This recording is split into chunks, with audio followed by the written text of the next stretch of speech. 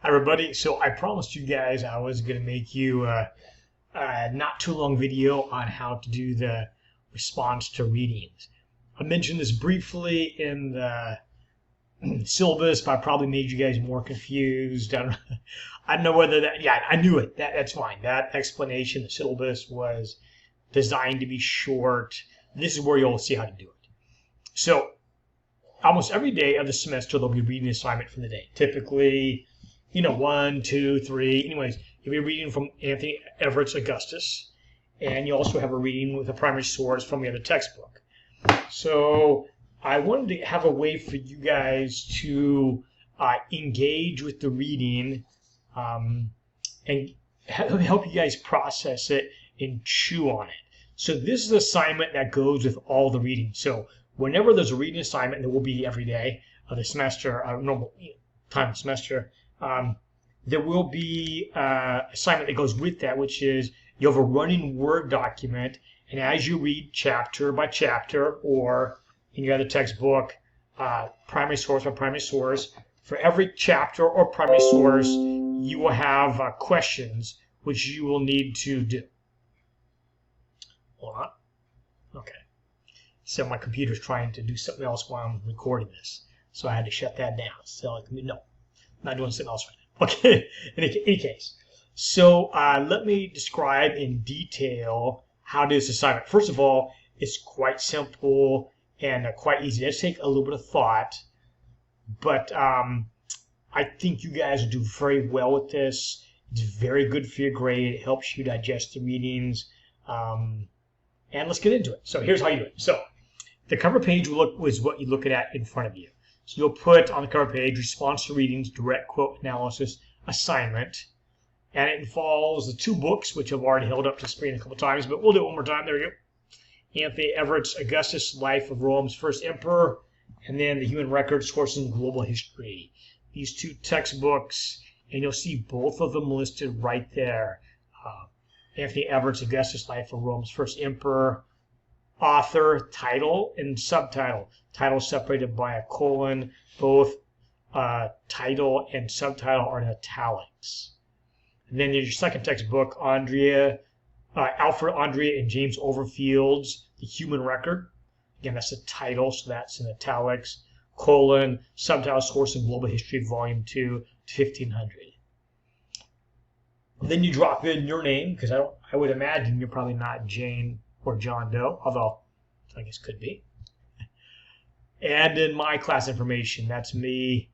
I did not put the section number in because that's going to vary from semester to semester, but put your section number in there and then put the date the assignment is due, which usually is the midterm and the final. So check in modules for when that's due. So now, what does it look like practically? So for this class, on the first day, you look at modules, and you'll see for day 1 in modules, you'll see that you have in Augustus, you need to read the preface and the introduction. So you want to have 2 quotes from the preface and then 2 quotes from the introduction, because we're treating those 2 like chapters. On day 2, you guys read chapters 1 and 2, and you have 2 questions for chapter 1, 2 questions for chapter 2. So let's slow down for a minute and zero in, get a little closer, see what does this look like. So here's what you'll do. So you'll put day 1, or whatever day is in the semester, June 5, that happens to be the day, whatever it is in the modules that tells you the assignment for that day. So put your date there. You put Anthony Everett's Augustus, and then preface. You put a bullet point there, preface, and then put quote and significance. The reason why I put quote and significance is to remind you the very first thing you want is a direct quote, and then you'll explain the significance. So in the preface, I chose this one. However, certain forms of degradation, slavery, the low status women, the gladiatorial carnage of the arena, shock and astonish us. And after you finish your quote, you can see my quote right there. After you finish your quote, then put parentheses, P for page number, and then put in the page number. And since it's in the preface, the page number is Roman numeral number 10, or just that X. So you're like, page number, why is there an X there? It's a Roman numeral, that's why. And then significance is, then explain to me why this quote jumped out for you. And again, I made one, that's mine, but you can choose any quote you want from the preface, but choose something in the preface that you think, or whatever chapter you're using, that struck you as important, interesting, explains something, some way that the quote is significant to you. Could be significant to the story, to development of the story, to the main character, what's taking place, or it could be just something that struck you. Like, wow, that's fascinating. Man, it's really interesting that whatever that thought is. So choose that quote, and then in 1 or 2 sentences, explain the significance of that quote to you. Now, again, it's kind of wide open. You can choose any quote within that chapter and then explain why you believe that quote is significant. I'm not saying it has to be like the most important point of that chapter. It does not. So I don't want you guys wasting a lot of time. I wouldn't call it wasting, but you don't need to spend a long time like, oh, what is this the most significant? No. Significant to you. Now be thoughtful, of course. That's all I ask. Be thoughtful. But significant to you. So here's what I put down. After that quote, I wrote, how does one today make judgments about issues that Everett, that's the author, terms certain forms of degradation that were common in the Roman world, such as slavery, the inferior status of women, imperialism, etc., that do not fall into strains of smug, self-righteous presentism. That means in our modern world, we look back on the ancient world like, man, they're so ignorant and immoral and primitive with slavery and male chauvinism. We're so much more sophisticated than they were. So how do we avoid that very easy, smug, probably arrogant, and not very self-aware confidence that we're so much better and wiser and more moral than they were, on the one hand, while also, and here we begin, or the moral relativism that upholds no universal standards for morality and humanity. So the other extreme of that, instead of the extreme of like judging them extremely harshly based on today's standards, the other extreme would be to have no moral judgment at all. Like, well, times are different. Whatever they did back in the ancient world, times are different, so I'm okay with it. So how do we keep a balance between those two polar opposites of thought? Now, by the way, don't freak out. You're like, well, that's not the kind of significance you would find in that chapter. That's fine. That's what I found. That's what I found. I just want you guys to be thoughtful, so you guys don't have to try to match what I just wrote there. I just want you guys to be find something in the chapter significant to you. Again, it could be significant about the story that jumped out at you, or something that stunned you, or surprised you, or showed you something from this chapter that was unexpected or interesting, or grabbed you, and then explain why that's significant to you. Again, this is not long. You do your quote and then 1 or 2 sentences describing, if you need more, that's fine, but 1 or 2 describing why that quote, that direct quote which you just put out, is significant to you. Does that make sense? Okay. Now, I mentioned you 2 quotes per chapter. Now, the second one is very similar. Again, you start out with a quote, but this one maybe is a bit easier in a sense, is you simply write a question. So here we go. Here's a quote. Here we go. So there's preface. That's first quote right here. Now, second quote right here. Okay. So we put quote and question. And here we go. Here's the quote. The task of writing about the life of Augustus is complicated by the fact that many contemporary sources are lost. Casualties of the Dark Ages, the autobiography down to 25 BC that Augustus wrote in Spain, his correspondence with Cicero, Agrippa's memoirs, the history of his times with Pollio and Messalla's commentaries, and civil wars after Julius Caesar's assassination. 30 books of Livy's Great History of Rome, covering the period from 44 to 9 BC. Now, by the way, that's kind of a long quote. You don't have to make your quotes that long. That's kind of a run-on quote. But anyways, I liked it because Everett's describing to the reader, that's you and I, that although we know there were a lot of sources about Augustus' life, tragically, a lot of the sources today are gone, or we only have fragments of those writings. So based on that, again, so where did I get that? After the quote, I put in parentheses, page number, and then XI, because it's Roman numeral number 11. That's the page I got from the preface. So here's my question. If we have so few and apparently not always reliable sources the life of Augustus, how can Everett or anyone make confident judgments about his life and era? Okay, there we go. So there's one sentence there describing like my question, like, okay, so we lost all these sources. Well, if you have so few sources left, then how can you confidently say something about them? Doesn't mean we can't, but it's a good question, right? So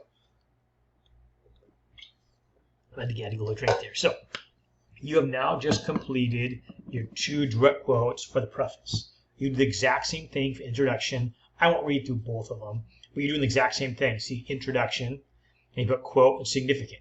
And here is my quote right here. I guess I'll read it for you guys since, okay. He was known as Augustus, or the revered one, a name that separated him from ordinary mortals. However, he never prated his authority and did not like to be called Dominus, my lord, or princeps. Oh, or my lord, but princeps, top person, or first citizen. And that's a Roman numeral page, looks like 33. And then describing why I chose that quote, again, the significance, right? It appears Augustus was walking a careful line between a person of great power, and yet he wants to avoid the high titles of most people in power. Seems this is a careful strategy adopted to have the power, but not to flaunt that power. Maybe he's worried. And by the way, as you guys get in the book, you'll find out why he's right to be worried, and he's smart. So he's very powerful, but he's not prayed around his power in an in-your-face kind of way. And then you see the one right below that, the second quote from the introduction. It says, quote and question. Again, underline those, quote and question. Augustus was not always a lotus eater. Well, that's a short quote. It's a very short sentence. That sentence has only, six words in it. And that's on page 33 again. What does the term lotus eater mean, and how does Everett apply this to Augustus at this time of his life? There you go. Not sure why there's a period there. Okay. Now you have just, for that day, you have completed a total of 4 direct quotes for the 2 chapters you read in Augustus. You're now done. You'll save that. Now, you do have 2 assignments that day from your other textbook right here. So let me show you what those look like. So you put Alfred Andre and James Orfield's Human Record, Volume 1. And one of the assignments you guys read is Epic of Gilgamesh, which, by the way, I think you guys really enjoy. It's fascinating. And so the first one, you guys know, like all of them, you start off with a quote. And in this kind of 2-step dance, the first step in the dance is quote and significant. The second step is quote, question. So let's take a look at the quote. There is a house whose people sit in darkness. Dust is their food and clay their meat. They are clothed like birds with wings for covering. They see no light. They sit in darkness. And that's on page 10. By the way, it's really important. Make sure you guys put where you got that quote, obviously quotation marks around it, and then make sure always you have to cite it. So where'd you get that? It's page 10. Based on this very grim, even terrifying version of death, it is not surprising that Gilgamesh goes on an epic quest to find immortality and avoid death, as you'll see. So what I just read to you is a premonition or a vision, a warning of what death is really like he gets from his good close friend, Enkidu, who warns him death is an awful place. You don't want to go there. The food is awful. It's pitch black. You're lonely. Terrible place. And so Gilgamesh is like, okay, based on you describe what death is like, I think I prefer to avoid death. How do we get this thing called immortality? Okay. So then second one, remember the 2-step dance, right? Now you're doing quote, question. Okay. So there we go. Same piece, Epic Gilgamesh, quote, question. So quote, oops, let's fix this. Okay.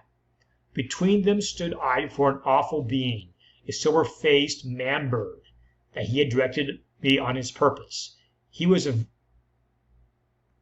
that's a typo. He has a vampire face. His foot was a lion's foot. His hand was an eagle's talon. That's on page 9. So, was the monster of the underworld, which they call Gola, a well-known source of fear and death in ancient Mesopotamia? because he sounds super creepy, like a nightmare. And so in that culture, that time period when the Epic of Gilgamesh wrote this in Mesopotamia, was that a common terrifying image of death that frightened people? Because this Gola is this monster of the underworld who would be in the world of the dead. And so the fact he's mentioned in this epic piece by Epic of Gilgamesh, does that mean the average person there in Mesopotamia is aware of this vision of Gola, this monster, this beast that lives in the world of the dead? I'm guessing probably yes, but I don't know. So that's why I asked, is this well known in that time period? Okay, I think you guys got it. And then there's one more assignment. I won't go over it just for time. You can see the book of Deuteronomy. That was your second assignment for that same day.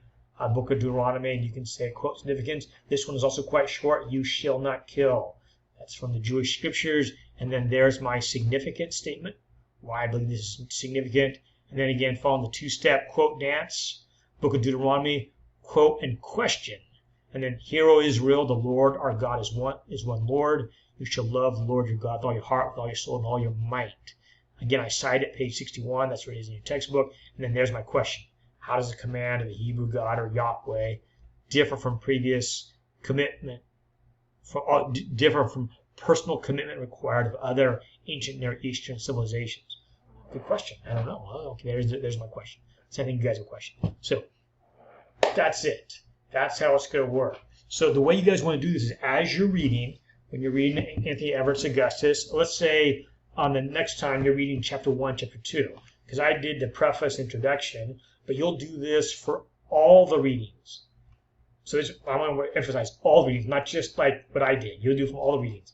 So my sample only includes day 1, but you'll do all the days of the semester. So let's say day 2, you read chapters 1 and chapter 2, which you will. Okay, well then, so you'll do 2 questions of chapter 1. Remember the two-step dance, right? First direct quote and significance. Second one is direct quote, question. So just as you're reading, have your book open. As you're going through chapter 1, you come across a quote. Look, I like that quote. That grabbed me. I like that. Okay, perfect. Just type that out because you got your laptop open as you're reading, and then put in what you think is the significance. Again, you choose it, right? You don't have to use the kind of language I would use. I just want you guys to be thoughtful. That's how I grade it, by the way. I just want you to be thoughtful. I grade you on being thoughtful. You don't have to be a historian and some of these things may be new to you. And so that's no problem. Just want you to be thoughtful. Show me that you're thoughtful. Same thing with a question too. So yeah, significance questions. So for each one of these 2 quotes, and you're on your way. So you want to have a Word document. So every day as you're doing your homework in class, you'll be adding these direct quotes and significant direct quote and questions, 2 for each chapter and 2 for each individual primary source you read in here. Now this is worth a lot of points. It's not hard to do. Now you have to keep up with it, right? Because if you fall behind, then it'd be a pain in the neck. But just, keep up with it every day. Just as you're reading, just put in your direct quotes. Again, you can select them. Choose the ones that make sense to you. You don't have to choose the quotes I would choose. Choose what's good for you. Just as you read the chapter, you come across something like, okay, I like that one. I'll use that one. Read a couple more pages, come across another one. Ooh, that's a good one. I'll use that one. Perfect. Just briefly type it out. Put your significance for the first one, question for the second one. You're good to go. Save on that Word document. So every day you'll save these quotes and their significance and question. You'll save them, save them, save them. At the midterm, you'll submit that document. By that time period, you have a lot of quotes, a lot of questions, a lot of significance, and then you'll do it on the day in the final 2. I hope that makes sense. You can look at my sample there. You're welcome to come to office hours. I can help you there too, explain in more detail. Just be thoughtful, and please follow the format. So sometimes students, they see my format, they want to get all creative and make their own format stuff. Please don't do that. When I'm grading to make it much, much easier, just simply follow my format. Start with a direct quote. Well, first of all, remember, put always the day. Whatever day it is, June 6th, whatever day it is for you. And then put, maybe chapter 1 here, or chapter 2 here, whatever it is. So put Anthony Everett's Augustus, that'd be first. So put Augustus on top, whatever quotes you have from that day. And then beneath that, you'll put Andrea Novofield's Human Record and put your quotes there. And then right after this, then the next day, you'd put like day 2 or June 6. So I'm not doing more sample. We'll be able to do June 6th, and then you have chapter 1 of Augustus, your 2 quotes, chapter 2, your direct quotes, on your Oldfield's human record, and your quotes there too. So it'll add up over time. As you guys know, every day you'll be adding, with your readings, you'll be adding new questions, new direct quotes you'll be adding. So I hope that helps, and I better wrap this up. But it makes sense. Just do a good job. It's worth a lot of points. Really, really help you guys get your grade out. The way you guys would lose points is if I can see from your effort, A, you just don't do it. And tragically, some students don't. They just don't do it. Or I can tell from their effort they didn't put any thought into it. Otherwise, you get all the points. It's great for your grade. You should ace this with a lot of points. Just be thoughtful. Put in the time to do it as you're reading. Just do it as you're reading, and then you're good, right? Save that in a running Word document. You'll upload those Word documents in modules, and you can see in modules when this is due. So you just check the due dates. And with that, we'll stop right there. That is the ins and outs of response to readings, direct quote analysis, and how this assignment works. So with that, wish you guys all well, and take care, everybody. I'll talk to you later.